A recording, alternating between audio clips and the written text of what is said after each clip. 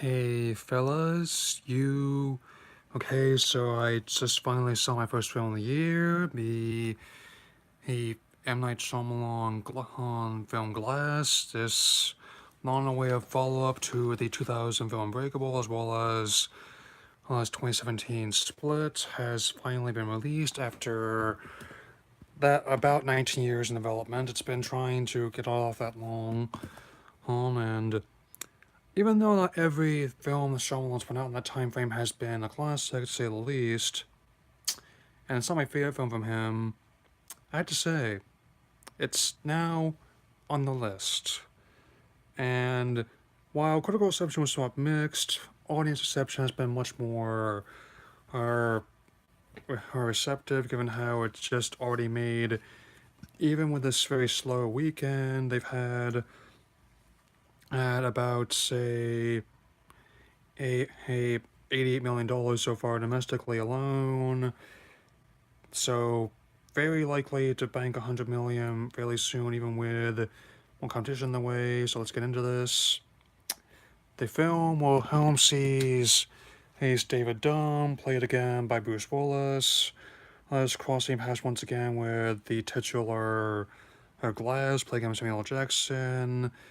As between them is a paranoid individual who refers to himself as the Beast, played by James McAvoy.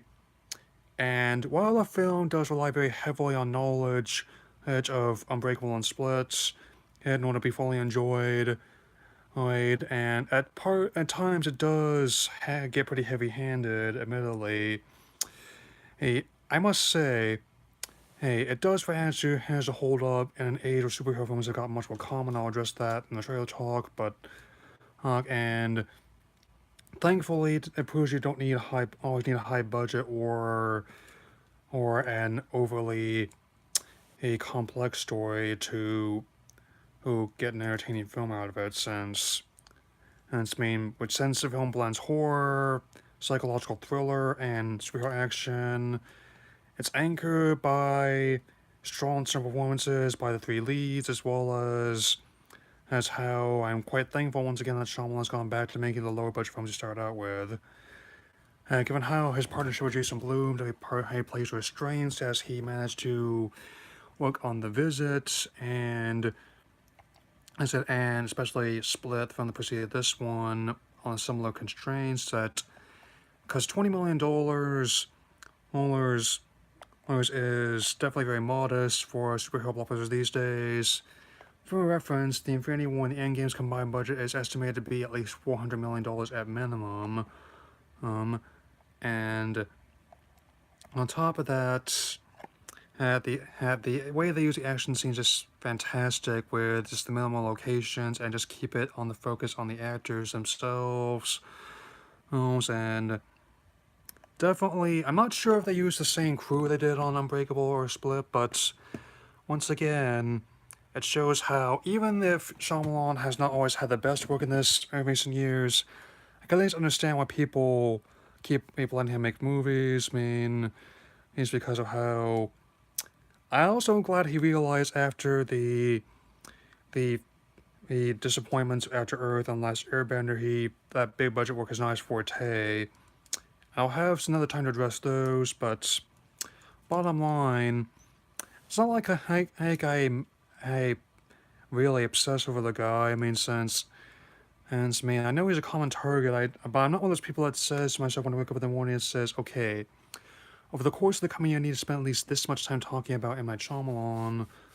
But like, it always managed to find his way into my circle in some ways. I mean, since, and again, of course, there's obligatory twist, much like the memes, but I'm obviously not going to spoil it because of how many layers it has to it.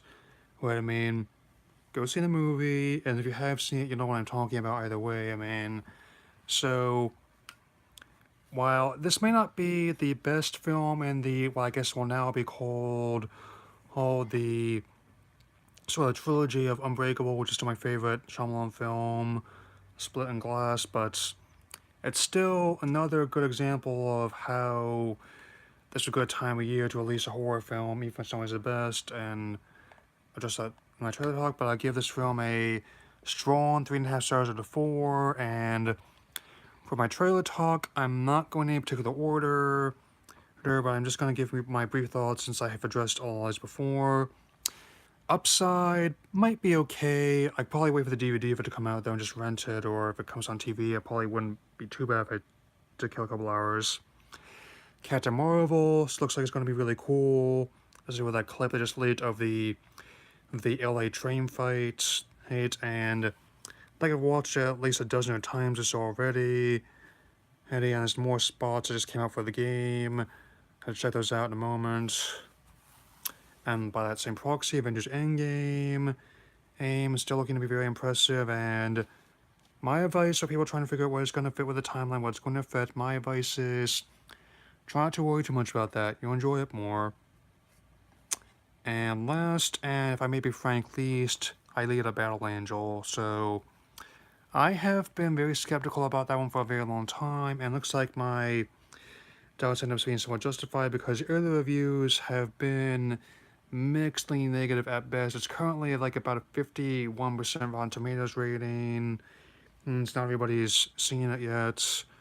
Yeah, and even the positive reviews are pointing out that it's basically done a complete 180 from the original source, where the focus has been shifted away from the personal growth and character development title character to exaggerate action over the top CGI. I mean, I'm not just an title character either, since I know about the Uncanny Valley, and it's a concept that fascinates me, but it still is something. If you just give me a moment.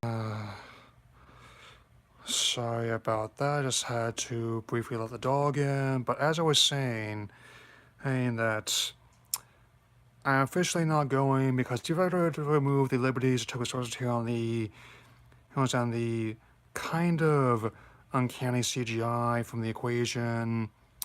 The PG-13 is really what was really made me not want to go, given how that's the exact same thing that I've been finding on the Call of Ghost in the Shell a couple years back. And as a fan of source material, I recommend people go check that out instead. I mean, just go read the manga, and go see if you can find the original OVA films they did a while ago. So anyway, that's about all I have to say for now. Something good happened a while ago that I'll be able to get you some more content coming. I mean, even with my biology being really busy this term, I just